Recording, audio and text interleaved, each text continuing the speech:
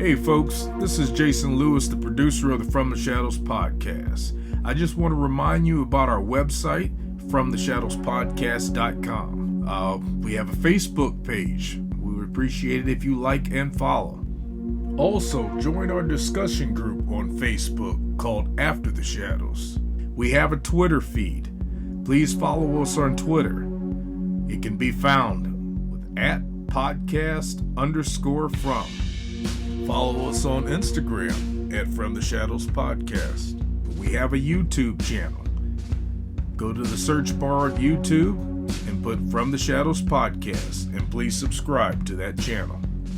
We are also on the Odyssey Radio Network, and we can be found there at odyssey1.com.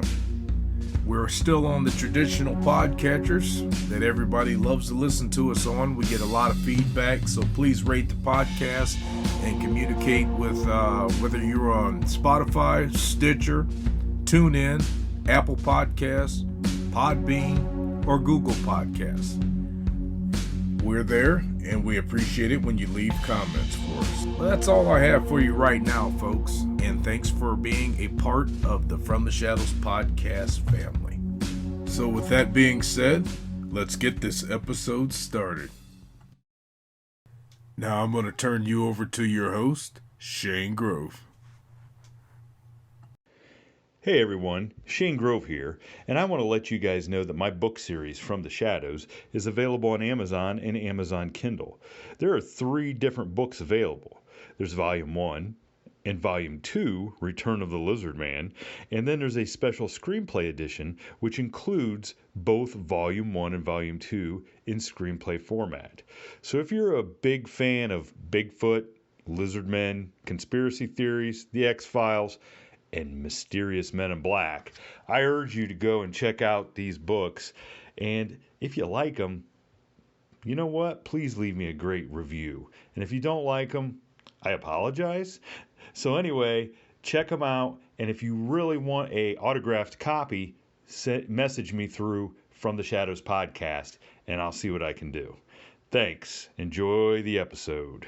You know, as we start this episode of the Midweek Howl, I just want to say how nice it is to sit here on a Saturday night on my back porch in the breeze in October, hearing the crickets. You know, it's beautiful. It's beautiful. How are you guys? How are you guys doing, Jason and Howler, tonight on this Saturday night? Oh, I'm doing all right myself here. Been working all day, but fortunately not at my main job. But I've been working on something that's going to benefit what we're doing right now. How about you, Howler? I know you had a football game. I know you had a football game. You know, I did. Yeah, I was at a football game, and then now I'm just, I was sitting in there trying to watch Ole Miss beat up Alabama. I got my son's got a kid over. My daughter's got a girl over. They're running around this house. No matter where I go, they're like the dogs. They find me. So, Are you gonna? Well, give them a treat. Maybe they'll leave you alone. Well, it's just they want me to interact with them, and it's just a lot of work sometimes. My oldest boy wants me to go down on PlayStation 4 and play UFC with him, and it just never ends, does it? Tell them you're busy. You're making millions of people laugh. So. You know, if I had to break news to them, and I needed a few minutes to do this little midweek howl, and they were in there laughing at me. They made fun of me. They're not fans. See, already, the episode hasn't even been released. You're already making people laugh. That's right. I'm gonna tell you guys I'm gonna tell you a story that they've never heard. My wife probably heard it, but I don't know if the rest of them heard it. And I'm gonna tell you 2 stories that. I ran into an old friend of mine yesterday, the day before, and there's only a handful of people that know me, that I grew up with or whatever, that know about the Midweek Howl. I'm not a social media person, so I don't push it all out, right? Yeah. And but I got this friend of mine that we got to talking about a mutual friend we had, and which led me to tell these 2 stories. He goes, "Dude, you got to tell them." And I said, "Well, they're not really cop related." He said, "I don't care. You got to tell them." Okay, so this is on your buddy. If these fall flat, this is on your buddy. Yeah, that's right. Mm-hmm. And he gets fired as a producer or a story consultant. So, baby. Mm-hmm. Well, let's hear. Let's hear about go you ahead. guys' mutual buddy. Hey, so when I was about 19 or 20, when I was in college the first time, I guess. I've been to college a lot because I kept flunking out. But anyway. Me too. It's all right. I worked part-time. I worked part-time for a cop, actually. So it's his cop related because he helped me get into law enforcement. But not only was he a cop, city cop, but he was the repo man. And this is a time now. You remember? You guys are old enough to remember. This is when my normal job paid $3.35 an hour. Right? Oh, so you would work all day. I mean, think about this. I mean, you remember the late '80s, right? Yeah. Oh, it was like $3.35 an hour. So you would work all day for $25, and then they would tax you, right? Oh yeah. So he tells me one day, and in my normal job, I grew up on a farm, and I knew a lot about equipment and stuff. So he said, "Hey, why don't you start repoing for me a little bit? I'll give you $50 for every one of these cars you can pick up for me." And you'd drive around with, in those days, a map, and you'd go by somebody's address, and if the car was there, you'd try to get it. And he had, at the time, it was cutting edge. It was a 1-ton Chevrolet Wrecker with a Vulcan strapless wheel lift. And this is like the truck was an 86, I believe. So, but it was, I remember it was like $35,000. I just couldn't believe, my gosh, you paid $35,000 for that truck. So, sign me up right now. And sign he me asked up right me, now. Yeah, we were talking about that, right? Yeah. So, he calls me one day and he asked if I knew a particular person. I'm gonna leave somebody, and even though my buddy, the retired cop / repo man, he's dead, and this other guy is dead too, I think. I'm gonna leave their names out anyway. But he called me to ask me about this pillar of the community who happened to be on the city council, who was a career banker and had been a cop with this guy years ago. And I said, yes, I know him. And he said, well, do you know his brother? And I said, no. And he said, well, his brother has got one arm.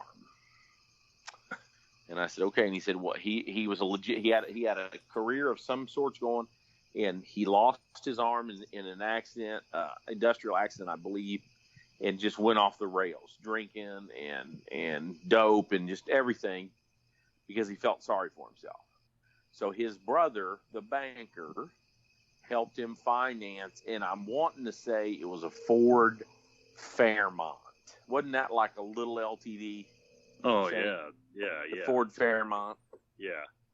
Yeah, it was like a boxy. In one like of the, a boxy. Yeah, it was like a boxy car. Yeah, it was a little rear-wheel drive, like a little 6-cylinder car, But anyway, part of the deal was he got sober, so his brother helped him get this car, finance his car, whatever. And he went off the rails. He was back to drinking. So his brother, the banker, wanted to get that car back before he got in a wreck or tore it up or whatever. So it wasn't like the guy wasn't paying for it, but it was a liability. So my buddy says, can you go do it? Because I know this guy. He'll know me if I show up. And I said, yeah. Well, this guy was living in this it's on the old business highway that's now a street because they put, back in the 70s or 80s, they bypassed it. And it's on the old business 50, which Highway 50 goes through Ohio. You guys know old Highway 50. And but it was in an old motel. You know how they had these little cabin motels that they turn into long-term housing? You know what I'm saying? Yeah. Kind of a seedy. Yeah. And and at the top of up at the street was the old house. It almost looked like a 2-story house with an awning, and used to have gas pumps. You know what I mean? Oh yeah. And you had to go around the side. You had to go around the side, and there was about 8 little cabin things with little carports. And he had this Fairmont all the way. He was at the very last cabin, and he had it backed in. Well, my best friend in high school, who actually got a football scholarship, and he took it, was back home from college, and he wanted to go. You know what I mean? He wanted to ride at the repo, man. Man, you got to take me with you. You got to go with me. You got to let me go with you, right? And I said, okay, come with me. It's real easy, east side of town. About 10:30 or 11, we'll go over there and get this car. And he goes, is it dangerous? And I said, no, it ain't no dangerous, you know. And this is a big old boy like you, Shane. You know, Division I athlete, you know, 6'2", 240, just, I mean, tough guy. But he's only 19 like me. You know, he's 19 or 20. And he's looking for danger. And he's looking for danger. Yeah, you know, because drinking and driving and playing college ball in a foreign town isn't enough. Isn't enough for him. You know what I mean? Now he's wanting to ride with the repo man. So I parked this old truck this new truck down the road. I got out and I walked in and I made sure the car was there and it was good. So I come back. He goes, "It's there." I said, "Yeah, it's there." I said, "The problem is it's backed in." And what happens is when these cars are rear wheel drive and they're backed in, they do that on purpose, thinking you can't tow them away because they're in park. You can hook up to the front wheels, but the back wheels are in park, and you can't. Most common scenarios, they're very tough to tow that away, and they do that, and you know, to hold you up, and then that way they'll hear you and come out. But anyway, I was not, like I said, I was 19 or 20, and I wasn't going to let this bother me because I had $50 on the line, right? Oh yeah, yeah. So I got my hook set up, and I had to back now. I felt like, you know, I was the tow mater 25 years earlier. I had to back around this thing all the way up. I hooked it by the tires, and I go to pull, and I lift it off the ground, and I go to pull it out, and it's scraping on gravel underneath this carport. But then it hits the asphalt, and those tires are in park, right? Oh yeah. You know, so and this Chevy had, and you guys that are old enough, it was the old Chevy where it said L123, right?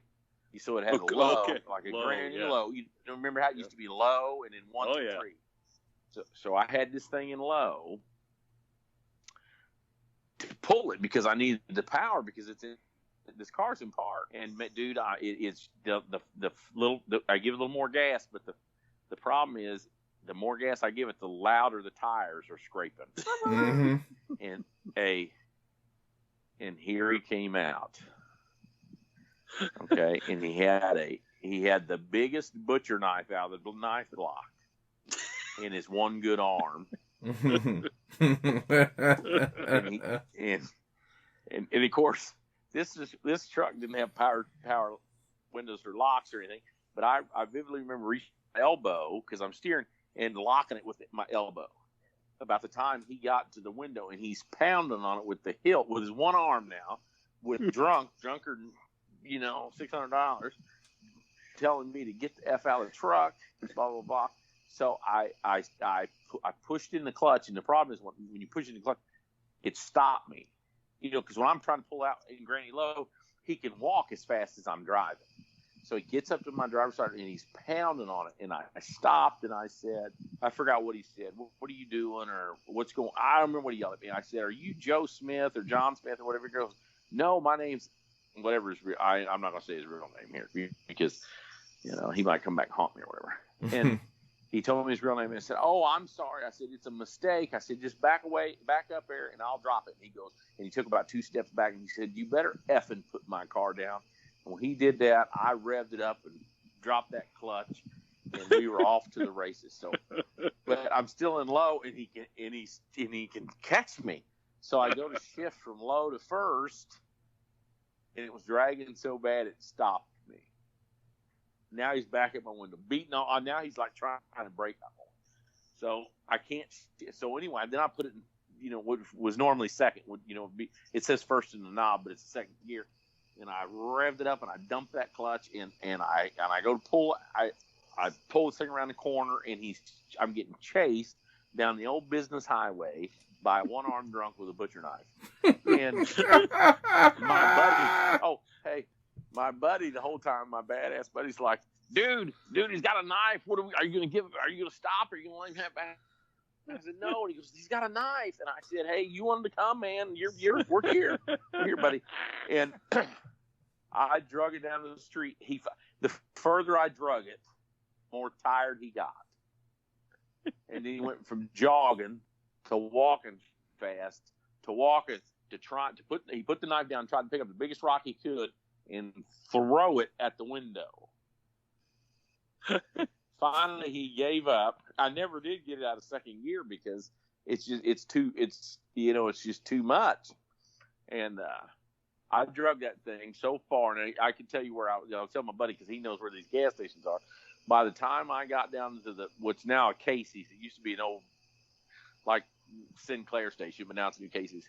The right rear tire had blew out. I had drug that thing so far in the park. But you know what? I got my $50, man. Because then what happened when I got down there, I just turned around and grabbed it. But I got chased probably 4 blocks out. I don't remember. It seemed like a long way. One arm drunk with a butcher knife. Uh-huh. And then I gotta be crazy? honest. I gotta be honest. When the story started, I thought you were gonna go repo his prosthetic arm. He ain't have one. Thank you for tuning in to this week's episode of the From the Shadows podcast. Until next time, never shy away from the darkness or what may be lurking in the shadows. We are out.